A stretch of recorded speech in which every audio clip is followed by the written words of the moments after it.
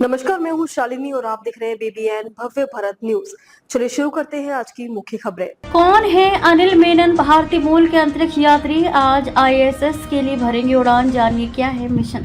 अमेरिकी अंतरिक्ष agency NASA के भारतीय मूल के अंतरिक्ष यात्री अनिल मेनन मंगलवार को अंतर्राष्ट्रीय अंतरिक्ष स्टेशन आईएसएस के लिए रवाना होंगे। वह कजाकिस्तान के बैकोनूर अंतरिक्ष केंद्र से 2 रूसी अंतरिक्ष यात्रियों के साथ 8 महीने के मिशन पर जाएंगे। रूस का रोसकोसमोस सोयूज MS-29 अंतरिक्ष यान मंगलवार रात 8:17 पर बैकोनूर अंतरिक्ष केंद्र से उड़ान भरेगा। उड़ान भरने के करीब 3 घंटे बाद यान अंतरिक्ष स्टेशन पहुंचकर उनसे जुड़ने की उम्मीद है। अनिल मेनन के साथ रूसी अंतरिक्ष यात्री पियोत्र दुब्रोव और अन्ना किकना भी आईएसएस के 75वें अभियान का हिस्सा होंगे।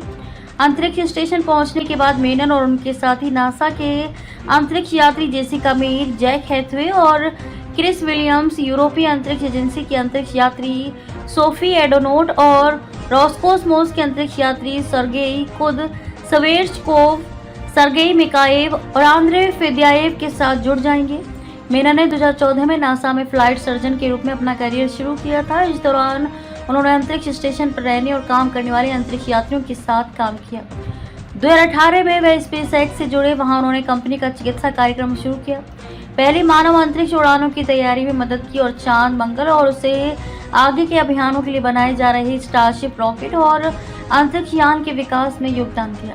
दिसंबर 2021 में उनका चयन नासा के अंतरिक्ष यात्री के रूप में हुआ। इसके बाद उन्होंने 2 साल के प्रशिक्षण कार्यक्रम में हिस्सा लिया।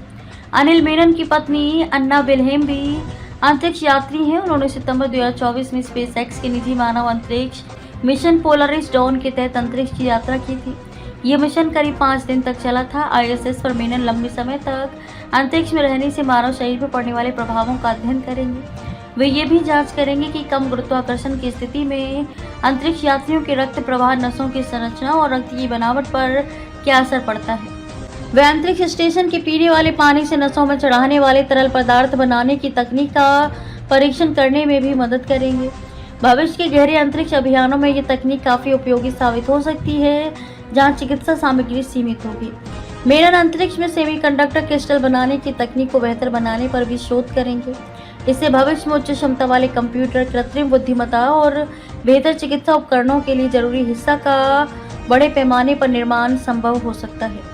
वे कृत्रिम बुद्धिमत्ता और उन्नत तकनीक की वजह से अल्ट्रासाउंड जांच भी करेंगे।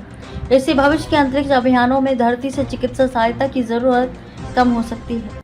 तो अभी तक के लिए इतना ही। मैं शालिनी आपसे विदा लेती हूँ। अगली खबर में फिर मुलाकात होगी एक और खास खबर के साथ। तब तक के लिए बने रहिए बीबीएन भव्य भारत न्यूज के साथ। नमस्कार।